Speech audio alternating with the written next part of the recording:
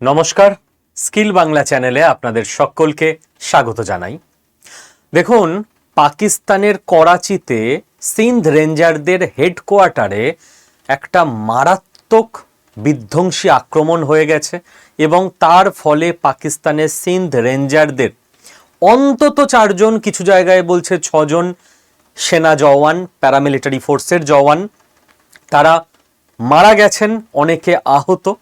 এবার এই গোটা ঘটনাটা কি ঘটেছে, কারা ঘটিয়েছে এবং এর ইম্প্যাক্ট কি আছে, যেহেতু একেবারে আমাদের প্রতিবেশী ভারতবর্ষের ইন্টারন্যাশনাল স্ট্যান্ড পয়েন্টে, ইন্টারনাল সিকিউরিটিতে এর ইম্প্যাক্ট কি আছে, এই প্রত্যেকটা জিনিস আমাদেরকে ডিকোড করতে হবে।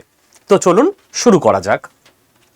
দেখুন, আগেই আপনাকে আমি সমস্ত নিউজ পোর্টাল থেকে নিউজটার সত্যতা দেখিয়ে দিলাম। Karachi rangers base stormed. Karachi রেঞ্জার্সদের, অ্যাকচুয়ালি সিন্ধ রেঞ্জার যারা, ওদের যে বেস হেডকোয়ার্টার, ওখানে মনে হচ্ছে স্টর্মড, মানে ঝড় চলে গেছে, ঝড়ে লন্ডভন্ড হয়ে গেছে। প্রকৃতির ঝড় নয়, যারা অ্যাটাক করেছে তাদের ঝড়। 6 মিলিট্যান্ট স্কিল্ড, জঙ্গিদের মধ্যেও 6 জন মারা গেছে।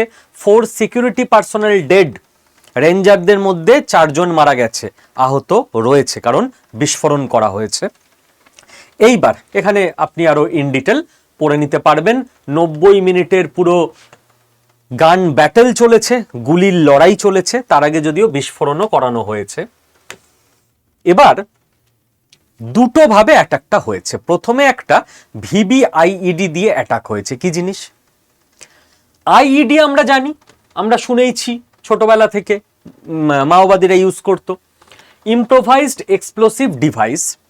ভিবি তার আগে অ্যাড হলো কেন?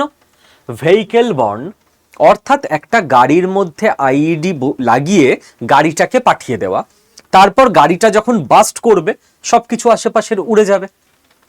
তো প্রথমে একটা এরকম গাড়ি ঢুকিয়ে বাস্ট করানো হয়েছে। যখন ওই বাস্টটা হয়েছে, লন্ডভন্ড চারদিক, সেই সুযোগে যারা জঙ্গি ছিল তারা নেমে গুলিও চালাতে শুরু করে। তো দুরকম ভাবে অ্যাটাকটা করা হয়েছে, আশা করি বোঝা গেল। এইবার কথা হচ্ছে অ্যাটাকটা কোথায় হয়েছে। দেখুন, অ্যাটাকটা হয়েছে এই জায়গায়, করাচিতে। করাচি হচ্ছে পাকিস্তানের একদম নিচে সমুদ্র বন্দর শহর, আমাদের যেরকম মুম্বাই বন্দর শহর, তো এদের এরকম করাচি বন্দর শহর এবং এদের এটা মেন বন্দর। এবং করাচি যেরকম আমাদের মুম্বাই প্রচন্ড ইম্পর্টেন্ট শহর, ইকোনমিক অ্যাক্টিভিটি হয়, ওরকমই ইম্পর্টেন্ট জায়গা হচ্ছে করাচি। তো কোন জায়গায় হয়েছে সেটাও আমরা বুঝতে পারলাম। দেখুন, এখানে আমাদের কয়েকটা ব্যাপার বুঝতে হবে।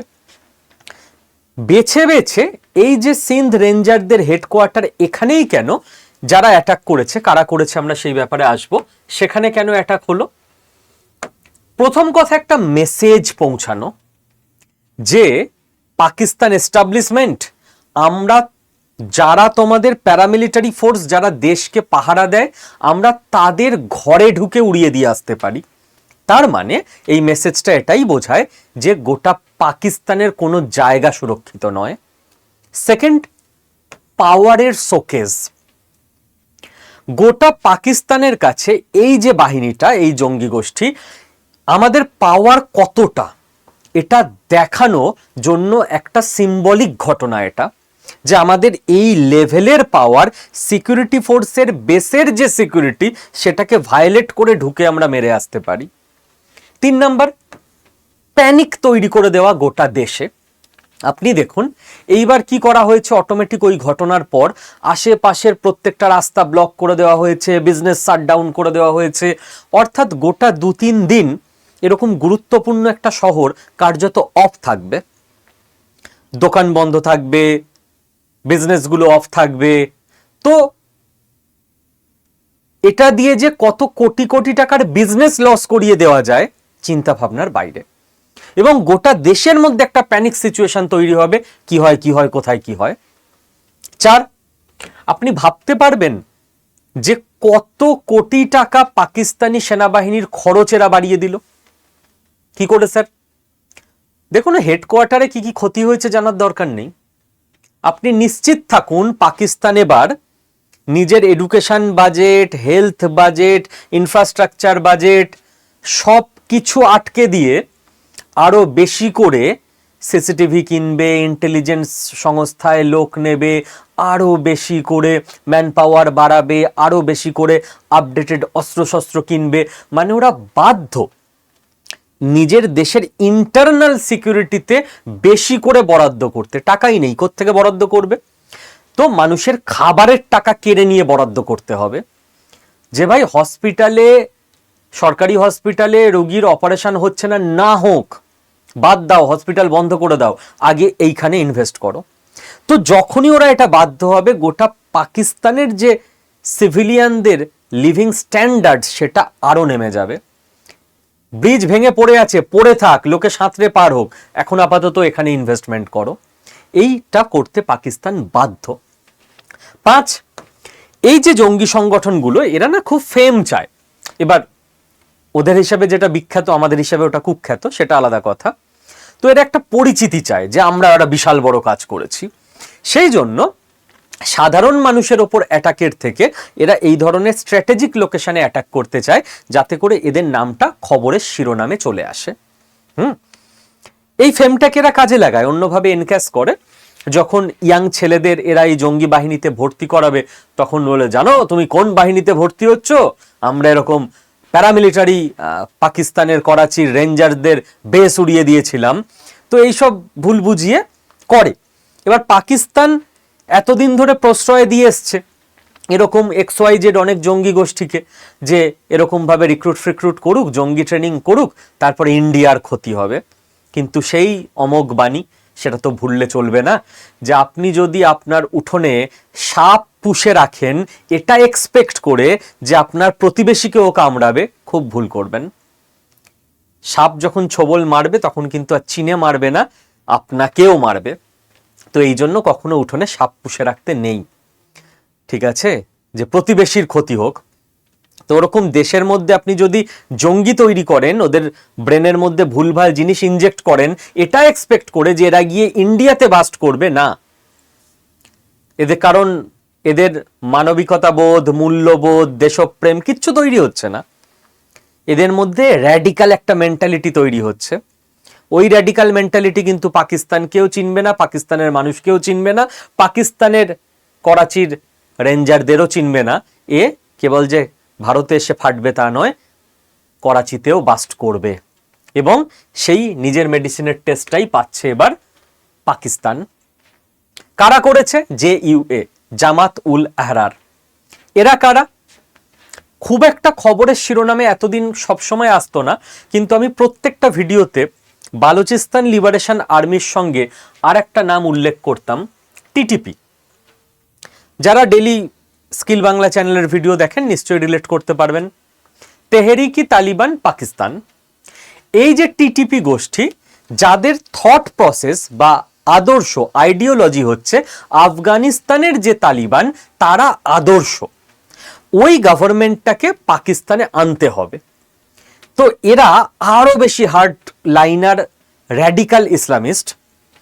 এদের মধ্যেরই একটা সাব গ্রুপ হচ্ছে JUA বা জামাতুল আহরার, যারাই অ্যাটাকটা করলো। এবার দেখুন এদের সাব গ্রুপও তৈরি হয়ে যাচ্ছে। TTP পাকিস্তানের সমাজের মধ্যে দ্রুত শিকড় ছড়াচ্ছে, এটা আমরা আলোচনা করছিলাম। এবার এদের সাব গ্রুপগুলো খেলা দেখাতে শুরু করেছে। কাকে আটকাবেন আপনি? একের পর এক এরকম জঙ্গি গোষ্ঠী কোনায় কোনায় তৈরি হয়ে বসে আছে। এইবার ভবিষ্যৎ দেখুন, ভবিষ্যৎ খুব ক্লিয়ার। সেটা হচ্ছে পাকিস্তান 4 টুকরো হচ্ছে। স্যার বললেন তো হলো না তো স্যার, 1 সপ্তাহ পেরিয়ে গেল। আমার আপনার জীবনের যে সময়কাল, সেই সময়কালের সঙ্গে কালের সময়কালের তো একটা পার্থক্য আছে। মহাকাল, হ্যাঁ, ওই নাচে জন্ম নাচে মৃত্যু। তো মহাকালের এক একটা স্টেপে পৃথিবীর এক একটা কাল পরিবর্তন হয়ে যাচ্ছে। তো নিশ্চয়ই সেই সময়টার সঙ্গে আমার জীবনের, আপনার জীবনের সময় আপনি এক করতে পারেন না। ঠিক সেরকম জিওপলিটিক্সের সময়ের জন্য না একটু বড় টাইমলাইন লাগে। মানে এরকম নয়, এটা কেক তো নয় যে গেলাম টুকরো টুকরো করে কেটে ভাগ করে খেয়ে নিলাম। এটা একটা রাষ্ট্র, সেটা টুকরো হবে, কালের নিয়মেই হবে, কিন্তু তার জন্য কয়েক প্রজন্ম লাগে, অনেক ধৈর্য লাগে, ঠান্ডা মাথার অনেক পরিকল্পনা লাগে। যখন হবার তখন 7 থেকে 10 দিনের মধ্যে যা ঘটার ঘটে যাবে, বাট তার পিছনে হয়তো 70 বছরের পরিশ্রম পরিকল্পনা চলছে। ঠিক আছে, আমি আপনাকে সিমটম ধরিয়ে দিচ্ছি কেন হবে, কি কারণে হবে, বাকি আপনি নিজে বুঝে যাবেন। দেখুন, পাকিস্তান ঠিক এইভাবে ম্যাপটা ভেঙে যাবে, এটা বালুচিস্তান হয়ে যাবে। হয়তো যারা সিনিয়র সিটিজেন রয়েছেন, ভগবানের কাছে প্রার্থনা করি দীর্ঘ আয়ু হোক, হয়তো তারা দেখে যেতে পারবেন না, হয়তো আমরা শেষ জীবনে দেখে যাব, বা হয়তো আমিও দেখে যেতে পারবো না, বাট হবে। কিংবা কে বলতে পারে, হয়তো 5-10 বছরের মধ্যে হয়ে গেল, আমরা সবাই দেখে যেতে পারলাম। এদিকটা বালুচিস্তান, এদিকটা সিন্ধ, এদিকটা পাঞ্জাব, এদিকটা খাইবার পাখতুনখোয়া, এই 4টে আলাদা আলাদা রাষ্ট্র পাকিস্তান ভেঙে হতে বাধ্য। কেন, এক এক করে আসা যাক। এই যে খাইবার পাখতুনখোয়া, এদের 4-5টা সমস্যা আছে পাকিস্তানের সঙ্গে। নাম্বার 1, ঐতিহাসিকভাবে যখন ডুরান্ড লাইন টানা হয়, ডুরান্ড লাইন কি জিনিস, কবে টানা হয় প্রশ্ন আসবে। ব্রিটিশ ইন্ডিয়া এবং আফগানিস্তানের মধ্যে যে বর্ডার টানা হয় সেটা হচ্ছে ডুরান্ড লাইন। ঠিক, এবার পাকিস্তান তো তখন ব্রিটিশ ইন্ডিয়াতেই ছিল। এই যে বর্ডারটা টানা হয়েছিল সেই সময় না, ওইখানে দেখুন, যেমন বেঙ্গলে বর্ডার টানা হয়েছে, বাংলাদেশ পশ্চিমবঙ্গ, দুপারেই বাংলাভাষী মানুষ, একই এথনিসিটির মানুষ। পাঞ্জাবে বর্ডার টানা হয়েছে, ভারতের পাঞ্জাব, পাকিস্তানের পাঞ্জাব, এথনিসিটি একই। ঠিক আপনি দেখুন, আমাদের দার্জিলিং, নেপালি লোকেরা ওখানে বাস করে, গোর্খারা, এথনিসিটি একই বর্ডার এরিয়াগুলোতে। ঠিক সেরকম ভাবে এই যে আফগানিস্তান এবং সেই সময়কার ব্রিটিশ ইন্ডিয়ার মধ্যে যে বর্ডারটা টানা হয়েছিল, এই জায়গাটা আর কি, এই গোটা এরিয়াটা না, এই গোটা এরিয়াটা, এখানে পাস্তুন এথনিসিটির মানুষরা বাস করত। একটা হয় রিলিজিয়ান, মুসলিম, খ্রিস্টান, একটা হয় ল্যাঙ্গুয়েজ, হিন্দি, বাংলা, একটা হয় এথনিসিটি, পাঞ্জাবি, বাঙালি, রাইট, গোর্খা। তো এই যে এথনিসিটি, এখানে পাস্তুন লোকেরা বাস করত। এবার পাস্তুন লোকেরা মাঝখান দিয়ে কেটে গেল, আফগানিস্তানে চলে গেল, ইন্ডিয়াতে পড়ে গেল, সেই সময়কার ইন্ডিয়া, পরবর্তীকালে পাকিস্তান। তো তখন থেকেই ওদের মনে প্রবল অসন্তোষ যে ভাই আমরা পাস্তুনরা একসঙ্গে থাকবো, হুদা হেলারিও কেটে ভাগ করে দিলে। এই অসন্তোষ যে মেটেনি তার প্রমাণ পাওয়া যায় ডুরান্ড লাইন তো অনেক আগের, বহু বছর পর, 50 বছরেরও বেশি সময় পর, 1947, যখন দেশভাগ অফিসিয়ালি হচ্ছে, ব্রিটিশ ইন্ডিয়ার মধ্যে আবার টুকরো হচ্ছে, তখন পাস্তুন লিডার যারা ছিল, যেমন ফ্রন্টিয়ার গান্ধী, মানে খান আব্দুল গফর খান, এনার মতো মানুষরা তখন কিন্তু দাবি করেছিলেন যে পাস্তুনিস্তান বলে আমাদের একটা আলাদা দেশ দাও। সেই দাবি মানা হয়নি, গোটা মানে রিলিজিয়ানের ভিত্তিতে পাকিস্তান হয়ে গেছিল। বাট এরা বলেছিল আমরা পাকিস্তানে থাকবো না, আমরা পাস্তুনিস্তানে থাকবো। তার মানে ওদের যে অ্যাসপিরেশন অখণ্ড পাস্তুনিস্তান বা পাস্তুনিস্তান বলে কিছু একটা হবে, সেইটা রয়ে গেছে। এরপর যদি পাকিস্তান ভালো রকম ট্রিট করতে পারতো ওদেরকে, তাহলে আস্তে আস্তে ওরা নিজেদেরকে পাকিস্তানি বলে প্রজন্মের পর প্রজন্ম মিলে যেত, কোনো অসুবিধা থাকতো না। আজকে গোয়ার লোকেরা কি বলে যে আমরা পর্তুগিজ, তারা ভারতীয় হয়ে গেছে। আজকে হায়দ্রাবাদের লোকেরা ভারতীয় হয়ে গেছে। আজকে আমাদের সিকিমের লোকেরা ভারতীয় হয়ে গেছে, কারণ সেইভাবে ট্রিট করা হয়েছে, বুকে জড়িয়ে ধরা হয়েছে ভাই বলে। পাকিস্তান এদেরকে নিয়ে তো নিল ল্যান্ডটা দখল করে, বাট এদের এখানে, এটা তো পাহাড়ি জায়গা, অনেকটা উঁচুতে, বুঝতেই পারছেন, তো প্রচুর হাইড্রো ইলেকট্রিক উৎপাদন হয় এখান দিয়ে, কিন্তু এরা থাকে অন্ধকারে। আজকে আপনার বাড়িতে বেশিরভাগ সময় কারেন্ট থাকে বলে আপনি ফিল করতে পারেন না, ভগবান না করুন প্রবল বৃষ্টি ঝড় জলে যদি কোনোদিন গাছ টাছ পড়ে তারটার ছিঁড়ে 24 ঘন্টা বিদ্যুৎ অফ থাকে, আমরা আমার বাড়ি তো গ্রামে, দেশ মানে গ্রামের বাড়ি, তো ছোটবেলায় বা স্কুল লাইফে কলেজ লাইফে খুব কাটিয়েছি এটা, এখনো মাঝে মধ্যে হয়। তো তখন বোঝা যায় যে কি যন্ত্রণা ইলেকট্রিক না থাকলে। আর এদের এখানে অলমোস্ট থাকে না, আর ইলেকট্রিক তৈরি হচ্ছে এদেরই এখান থেকে, ইলেকট্রিক চলে আসছে এদের এখান থেকে পাঞ্জাবে, এদের এখানে সবসময় ইলেকট্রিক থাকে কারণ এরা হচ্ছে হাইফাই মানুষ, পাকিস্তানের পাঞ্জাব। তো এদের রাগ আরো বাড়ছে যত দিন যাচ্ছে, এবং এদের এখানে পাকিস্তানের এয়ারফোর্স মাঝে মধ্যে বম্বিং করে। স্যার মানে? হ্যাঁ, পাকিস্তান পৃথিবীর এমন একটা দেশ যে নিজের দেশের গ্রামে বম্বিং করে। স্যার কেন? পাকিস্তান এয়ারফোর্সের কাছে যখন খবর আসে যে এই খাইবার পাখতুনখোয়া অঞ্চলে আফগানিস্তানের কিছু জঙ্গি লুকিয়ে আছে বর্ডার এরিয়া, তো ওরা এসে নিজেদের গ্রামেই বম্বিং করে দিয়ে চলে যায়। স্যার নিজেদের লোক মরে যায় তো? হ্যাঁ মরে যায় তো। এটা হচ্ছে পাকিস্তান। স্যার এরা তো, পাকিস্তান তো সারাদিন রিলিজিয়ান করে, এরা তো মুসলিম। হ্যাঁ এরাও মুসলিম, কিন্তু এসে বম্বিং করে দিয়ে যায় নিজের মানুষের ওপর। তো এই গোটা অঞ্চলের মানুষ স্বতন্ত্রতার জন্য ভেতরে ভেতরে বিদ্রোহ করছে, এবং পিটিএম এরা একটা সংগঠনও তৈরি করেছে মুভমেন্টের জন্য, পিটিএম। এই পিটিএমও আস্তে আস্তে মারাত্মক বড় কিছু করতে চলেছে, মিলিয়ে রাখবেন, নামটা খেয়াল রাখুন খালি। এবং এদের এথনিক প্রোফাইলিং করা হচ্ছে পাকিস্তানি আর্মির তরফ থেকে, মানে এ পাস্তুন, চলো একে ফেক কেস দিয়ে একে জেলে ভরে দিই। তো গোটা পাস্তুন মানুষদের ওপর এত অত্যাচার হচ্ছে যে এরা স্বতন্ত্রতা জন্য আস্তে আস্তে রেডি হচ্ছে। এবং ওই যে বললাম, আপনি যদি দেখতেন যে আস্তে আস্তে ফল্ট লাইনগুলো কমছে তাহলে অসুবিধা ছিল না, বাট এখানে উল্টো, আস্তে আস্তে ফল্ট লাইনগুলো বাড়ছে। বোঝা গেল কেন এই খাইবার পাখতুনখোয়া অঞ্চল আজ না হোক কাল পাকিস্তান থেকে কেটে আলাদা হবেই হবে। সেকেন্ড, বালুচিস্তান, এটা নিয়ে আমাদের আলোচনা অনেকবার হয়েছে, মোটামুটি জানেন আপনারা। আমি যদি তবু পয়েন্টগুলোকে একবার ধরিয়ে দিই যে এরা কেন আলাদা হতে চায়।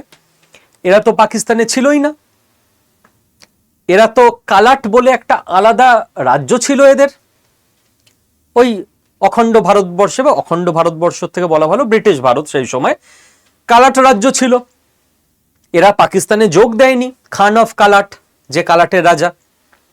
পাকিস্তান যেমন কাশ্মীরে সেনা পাঠিয়ে দখল করেছে, সেরকম বালুচিস্তান বা যে কালাট রাজ্য সেইটাকে দখল করেছে সেনা পাঠিয়ে। তোদের মনে তো রাগ আছেই। 1948-এর ঘটনা, 4 বছর পর 1952 এই বালুচিস্তানের সুই নামক একটা জায়গায় ন্যাচারাল গ্যাস পাওয়া গেল। তো ওখান থেকে ন্যাচারাল গ্যাস উৎপাদন করছে পাকিস্তান, গোটা দেশে সবকিছু সরবরাহ করছে। কিন্তু যাদের ওখান থেকে উৎপাদনটা করছো তুমি, তাদেরকে একটু বেশি কিছু দাও না। ন্যাচারাল গ্যাস কোথায় চলে যাবে? পাঞ্জাবে। বালুচিস্তানের মানুষ খারাপই থাকবে, ওখান থেকে খালি তুলে নেওয়া হবে। রাগ বাড়ছে। Next, সিপেক, China Pakistan economic corridor. সিপেক থেকে প্রচুর কোশ্চেন এসছে, ভবিষ্যতেও আসবে, খুব ইম্পর্টেন্ট টপিক, স্টুডেন্টদের বলবো ভালো করে পড়বে। সিপেকের জন্য কি হচ্ছে?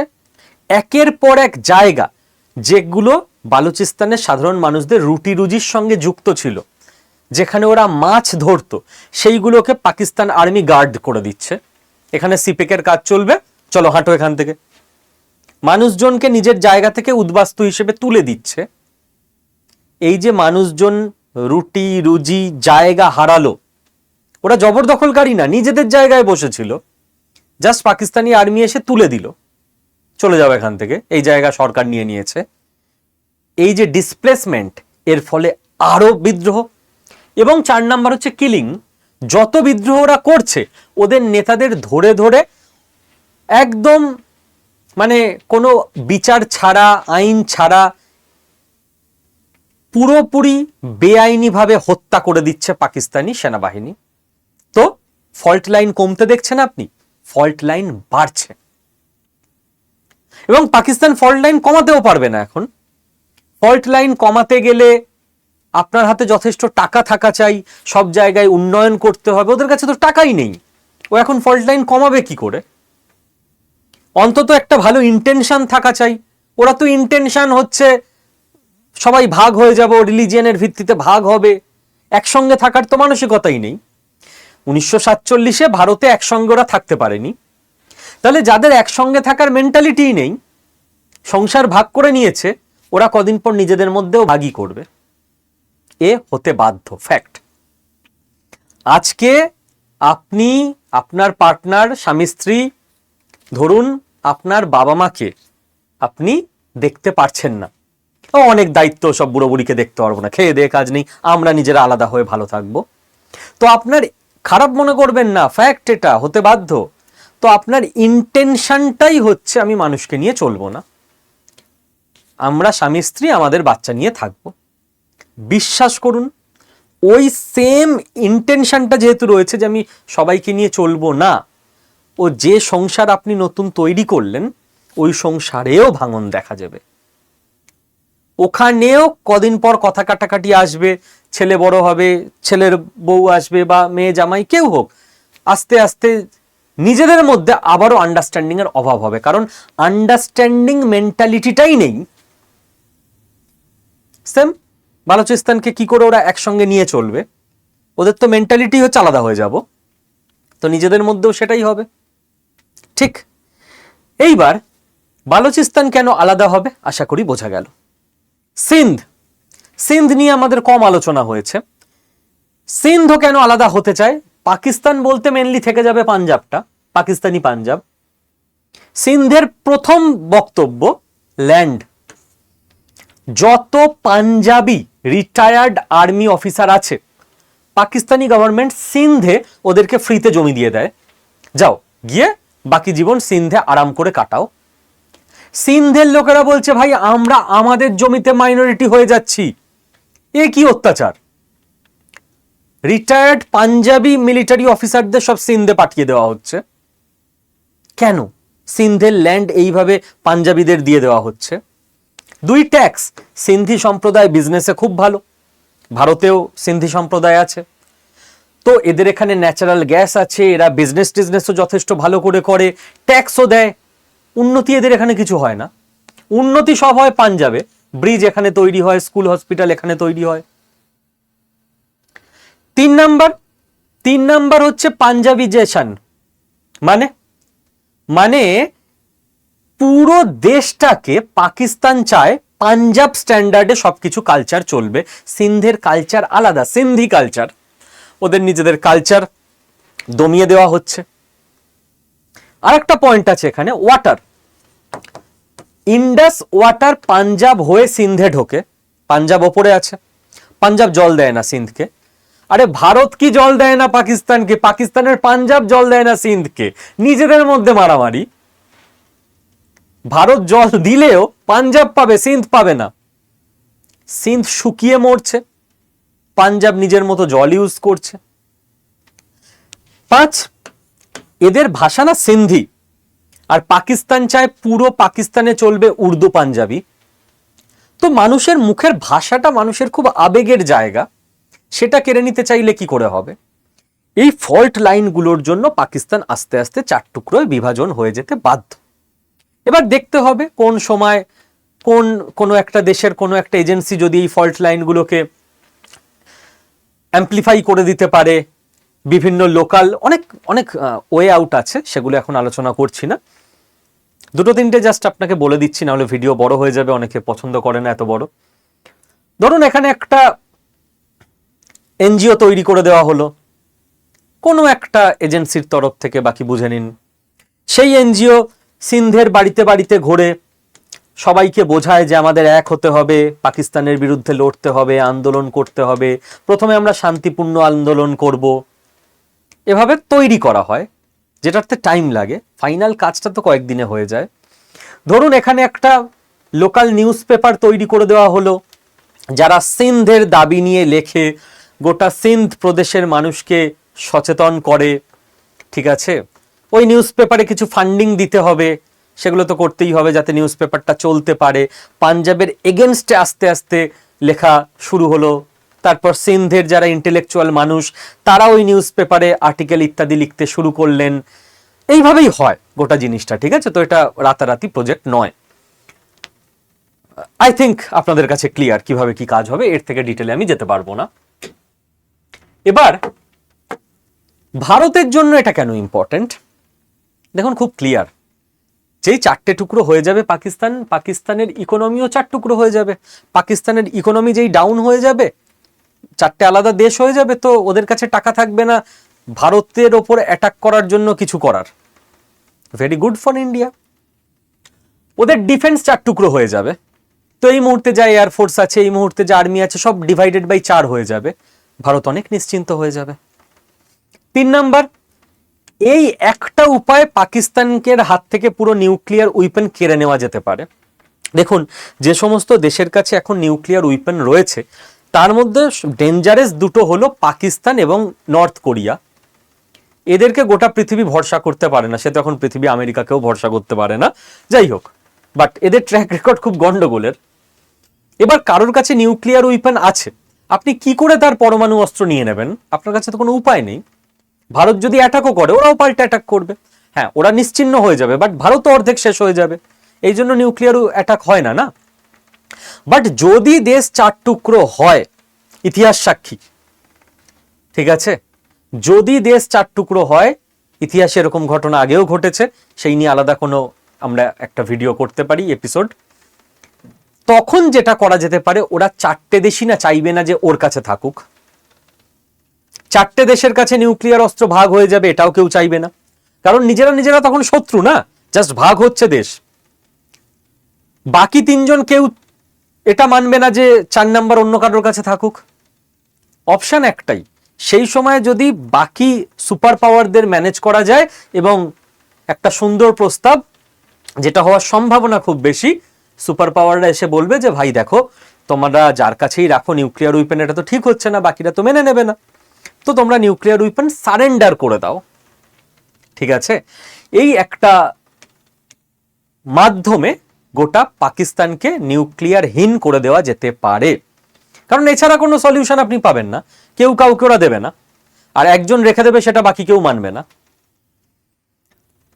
নতুন তৈরি হওয়া 4টে দেশের সঙ্গে ভারত স্ট্র্যাটেজিক রিলেশন সেই রকম করে বানাতে পারে যে এই দুজনের সঙ্গে তো আমি ভালো রিলেশন এইভাবে মেনটেন করব, বাকিদের ব্যালেন্স করা হয়ে যাবে।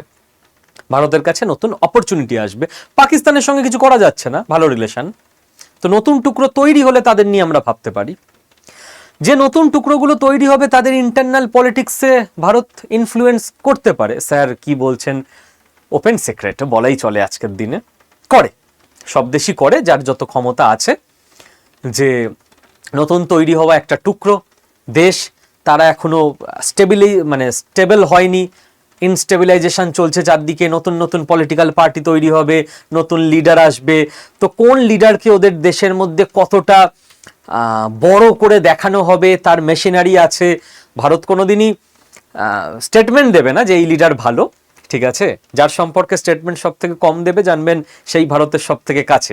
জিও পলিটিক্স এইভাবেই চলে। বাট ওই আর কি, ওদের ওখানকার আর্টিকেলে কি ছাপা হবে, ওদের নিউজ মিডিয়ায় কি দেখানো হবে, সোশ্যাল মিডিয়ার অ্যালগোরিদম কি করে কন্ট্রোল হবে, এটা অনেকটা করা যায়, ঠিক? তো ইন্টারনাল পলিটিক্সে আমাদের পছন্দের লোক থাকলে সে এমন কোনো স্টেপ নেবে না যেটা ভারতবর্ষের এগেনস্টে যায়। 4টে দেশের মধ্যে যেহেতু রাইভালরি থাকবে, তো ওদের টাইম অ্যান্ড এনার্জি নিজেরাই নিজেদের প্রতি খরচ করবে, ভারতের টেনশন কম, ঠিক আছে? কারণ ওরা তখন 4টে নতুন তৈরি হওয়া কম্পিটিটর, নিজেদের নিয়ে নিজেরাই ব্যস্ত থাকবে, 50 বছরের জন্য ভারত সেফ।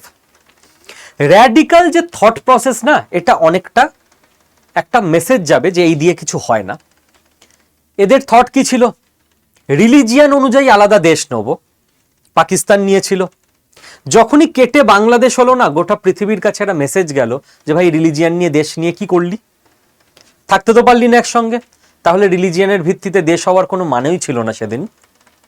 এবার যখন এই পাকিস্তানটা আবার 4 টুকরো হবে না, গোটা র্যাডিক্যাল সমাজের কাছে, পাকিস্তানি, ইন্ডিয়ান, সারা পৃথিবীর আবারও একটা মেসেজ যাবে, রিলিজিয়ান নিয়ে এক হওয়া যায় না, আগে ভালো মানুষ হতে হয়, না হলে তারা একসঙ্গে থাকতে পারবে না বেশি দিন। এই মেসেজটা খুব জরুরি পৃথিবীর জন্য। নতুন দেশগুলোর সঙ্গে ভারতের বিজনেস অপরচুনিটি বাড়বে, বিক্রি করতে আমরা রেডি, টাকা দিলেই বিক্রি করে দেবো জিনিসপত্র, ঠিক আছে। নতুন দেশ, ওদের কাছে অত মেকানিজম থাকবে না, সব নতুন করে তৈরি করতে হবে, ভারত থেকে কিনুক, কোনো অসুবিধা নেই। প্রচুর পুরনো দিনের ইম্পর্টেন্ট ইনফরমেশন ভারত পেতে পারে এই সময়। যত আর্মির অফিসার ইত্যাদি আছে, এরা যখন নিজেরা ভাগ হয়ে যাবে, কোনো একটা অফিসার বালুচিস্তানের পড়লো, খাইবার পাখতুনখোয়ায় পড়লো, সিন্ধে পড়লো, সে তখন না গায়ের জ্বালা মেটাতে অনেক কিছু স্টেটমেন্ট দিয়ে দেবে, যে 2002-এ তো পাকিস্তান এই চেষ্টা করেছিল ভারতে এইভাবে জঙ্গি পাঠাতে। ওই যে স্টেটমেন্টগুলো যখন গায়ের জ্বালা বশত এরা দেবে, ওগুলো ভারতের কাছে একটা অস্ত্র হবে ইন্টারন্যাশনাল মঞ্চে নিজের জায়গা ঠিক করতে এবং পাকিস্তান নামে সেই দেশটার জায়গা ডাউন করার জন্য। এবং সব থেকে বড় কথা যেটা বলছিলাম, ভারত অনেকটা টাইম বাই করতে পারবে, অনেকটা সময় পেয়ে যাবে নিশ্চিন্ত হয়ে নিজের ডেভেলপমেন্টে ফোকাস করার জন্য। এই হলো টোটাল জিনিসটা, ঠিক আছে। আমি আবারও ক্ষমা চেয়ে নিচ্ছি, ভিডিও হয়তো বড় হয়ে গেল অনেকটা, আরো কিছু কয়েকটা জিনিস দেখানোর আছে, বলার আছে। এবার মেন ব্যাপার হয় কি, নিউজ চ্যানেল তো নয় যে নিউজ দিয়ে ছেড়ে দিলাম, আমাকে ডিকোড করতে হবে, ইন ডিটেল বলতে হবে, না হলে আমার স্টুডেন্টও পরীক্ষায় গিয়ে ওরা 20 নম্বরের ডেসক্রিপটিভ লেখা লিখতে দেওয়া হয়েছে, ও কি লিখে দেবে, পাকিস্তান 4 টুকরো হবে। আরে ওরম তো স্টেটমেন্ট হয় না, কেন হবে, কিভাবে হবে, কোথায় কি ফল্ট লাইন আছে, ওকে তো ইন ডিটেল লিখতে হবে, ইন্টারভিউতে বলতে হবে। তো আমাকেও ইন ডিটেলই আলোচনা করতে হয় যে 3টে জায়গার 5টা করে ফল্ট লাইন কি আছে, বালুচিস্তান, খাইবার পাখতুনখোয়া, সিন্ধ। এটাই তো 15টা পয়েন্ট হয়ে গেল। 15টা পয়েন্ট বলতে তো 15 মিনিট লাগবেই, তাই না? এই জিনিসটা, এটা যেটা বলছিলাম, তো এই আর কি, ক্ষমা চেয়ে নিচ্ছি। এবার আমি আপনাকে জাস্ট 2-3 মিনিট নেব। লাস্ট কয়েকদিন ধরে আমি বলছিলাম না যে পাকিস্তান যত দুর্বল হবে, ইন্ডিয়া তত সেফ কান্ট্রি হবে। এবং এটা কিভাবে কাজ করে আপনি দেখুন। আমি আপনাকে বেশি দিনের পুরনো খবরের কাগজ দেখাবো না, যে সারা বছর ধরে জোগাড় করে এনেছি ভারতের 5টা অ্যাচিভমেন্ট। আমি লাস্ট 2 দিনের খবরের কাগজ আপনাকে দেখাবো, আজকের কালকের 2 দিনের। তো এরকম প্রত্যেক দিন আরো অনেক পাবো, যে যার মতো পড়ে নেবেন। আমি বা কেন সব দেখাবো আপনাদের, সবাই পড়তে পারেন, সবাই পড়ে নেবেন। আজকের, হ্যাঁ, 28শে জুন, ভারতবর্ষ সেসেলকে made in India petrol vessel gift করেছে। ভারতবর্ষের এক্সপোর্ট, স্যার এটা তো গিফট করলাম, আমরা তো টাকা পাবো না। আমরা যদি 10টা পেট্রোল ভেসেল ওদের দিই, ওরা ইউজ করে দেখলো হেভি, পরবর্তীগুলো ওরা কোত্থেকে কিনবে? কিছু বুঝলেন? ভারতবর্ষের ডিফেন্স নিয়ে আলোচনা করছিলাম 3 দিন আগে, এক্সপোর্ট কিভাবে বাড়তে চলেছে। ভারতবর্ষের সোলার নিয়ে আমি বহু আলোচনা করেছি মাসখানেক আগে। উত্তরপ্রদেশ ভারতবর্ষের প্রথম স্টেট হলো যারা লাস্ট 3 মাস পর পর প্রত্যেক মাসে 50,000 খানা করে রুফটপ ছাদে সোলার মানে পুরো ইনস্টলেশন করেছে। মার্চ, এপ্রিল, মে 3 মাসেই 50,000 করে ছাদে সোলার ইনস্টলেশন হয়েছে। বলেছিলাম না, ভারতবর্ষ যে বিল্ডিং, যে ইমারতটা তৈরি করছে, তার কাজ প্রায় শেষ। ফাইনাল রঙের কাজ চলছে, দরজায় হ্যান্ডেল বসানোর কাজ চলছে। এই সোলার প্যানেলগুলো এলো কোত্থেকে? রাতারাতি তৈরি হয়নি। এই যে ইনস্টলগুলো করছে, এই মেকানিকরা এলো কোত্থেকে? রাতারাতি হয়নি। এই যে এত এত মানুষ সোলার ইনস্টল করছে, এদের অ্যাওয়ারনেস এলো কোত্থেকে? রাতারাতি হয়নি। এইগুলোই করা হয়েছে লাস্ট এতগুলো বছর ধরে। আজকে জাস্ট ফাইনাল, এবার এক্সিকিউশনটা আপনি দেখতে পাচ্ছেন। মার্কো রুবিও, নাম তো শোনাই হোগা। এই ভদ্রলোক বলছেন যে India is emerging as a global পাওয়ার। জানি, আমরা জানি, আমেরিকাও আজ স্বীকার করতে বাধ্য হচ্ছে, এটা দেখে ভালো লাগলো। ভারত গ্লোবাল পাওয়ার।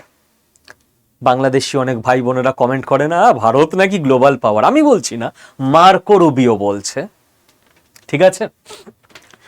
ইন্ডিয়ার engineering export $12.31 billion record hit করেছে মে মাসে। গতকালের নিউজ, জুন 27। ডেটা দিয়ে, তথ্য দিয়ে বলে দিচ্ছি, প্রমাণ দেখিয়ে। ভারতবর্ষ সবজি, চাল, ডাল রপ্তানি করে না কেবল, engineering export, machine, parts. Bharatvarsha এটাকে রাতারাতি তৈরি করেনি, এটার বিল্ডিংটাই এতদিন ধরে চলেছিল। ভারতবর্ষ এতদিন কি করছিল, যদি আমি লাস্ট এই শতকের কথা বলি, 25 বছর, অটল বিহারী বাজপেয়ীজির সময় ভারতবর্ষ না সাইন করতে শুরু করলো, প্রথম 10-এ ঢুকতে পারতো না। মনমোহন সিং এর সময় আপনি খেয়াল করে দেখবেন ভারতবর্ষ মোটামুটি ওই 10-12 এরকম জায়গায়, সব জায়গায় আস্তে আস্তে ঢুকতে শুরু করলো। এখন পিএম মোদির সময় ভারতবর্ষ খেয়াল করুন লাস্ট বছর 3-4 ইকোনমিতে, ডিফেন্সে, সবকিছুতে 3-4 এরকম ছিল। সামনে আমেরিকা, চায়না, তারপর কোনো একটা ইউরোপের দেশ, এরকম কিছু একটা থাকছিল। সোলার ভবিষ্যতের যে মেন অস্ত্র, সেখানে ভারতবর্ষ নাম্বার 2-এ চলে গেছে। ভারত মনে করছিল 1-2-এ আমেরিকা, চীনই থাকবে, আমাদের আপাতত নেক্সট 15-20 বছর 3-এ থাকতে হবে। এবার একটা একটা করে জায়গায় ভারত 2-এ ঢুকতে শুরু করেছে। প্রমাণ, অ্যামাজনের সিইও দেখবেন মোদিজি মিটফিট করেছে, সেটা কথা না, আমাদের কাজের কথা হচ্ছে 2030-এর মধ্যে $48 বিলিয়ন ভারতবর্ষে ইনভেস্ট করতে চলেছে অ্যামাজন। ইনভেস্টমেন্ট বিদেশ থেকে ভারতে আসছে। যারা ডেইলি জিও পলিটিক্সটা দেখেন তারা বুঝতে পারছেন আগামী 5-10 বছরে ভারতে কি কি হতে চলেছে, এবং এবং এর সঙ্গেই জড়িত আপনার কিভাবে স্টক মার্কেট গ্রো করবে নেক্সট 5-10 বছরে ভারতে। কালকে আমি রাত জেগে ফান্ডামেন্টাল অ্যানালিসিসের স্টক মার্কেটের বাংলা ভিডিও করে দিয়েছি, আজকে টিমকে পাঠিয়ে দিয়েছি। সোমবারের মধ্যে আপনার ফোনে আড্ডা 24/7 অ্যাপে বাংলা ভিডিও ফান্ডামেন্টাল অ্যানালিসিসের চলে আসবে। চ্যাপ্টার 6, চ্যাপ্টার 5 অব্দি বাংলা ভিডিও সব দেওয়া। ফান্ডামেন্টাল অ্যানালিসিস যেই আপনি শিখে যাবেন কি করে ভালো স্টক সিলেকশন করতে হয়, কোনটা ভালো স্টক, কোনটা খারাপ স্টক, কোথায় আপনার ইনভেস্ট করা উচিত, তার পুরো ফর্মুলা দেওয়া হয়ে গেছে কাল রাতে। ঠিক আছে, তো দেরি না করে, এটা আমার পার্সোনাল টিমের ফোন নাম্বার 9650634247। আমার টিমকে ফোন করে এখনই আজকেই স্টক মার্কেট কোর্সে এনরোল করে নিন, শিখতে শুরু করুন। 5 বছর পর মনে হবে খুব দেরি করে ফেলেছি, কারণ শিখে অভ্যস্ত হতে, ধাতস্থ হতে আপনার 1-1.5 বছর সময় লেগে যাবে। 5 বছর পর যখন মার্কেট এই স্পিড নিয়ে নেবে, তখন আপনি শিখতে গেলে হয়তো ঠিক টাইমিং হবে না। যদিও শেখার কোনো বয়স হয় না, যে কোনো পরেও শেখা যায়, বাট যতটা আগে আপনি এই লার্নিংটা নিয়ে রাখতে পারবেন আপনার জন্য ততটাই সুবিধা, এটুকুই বলবো। ভালো থাকবেন প্রত্যেকে, থ্যাংক ইউ।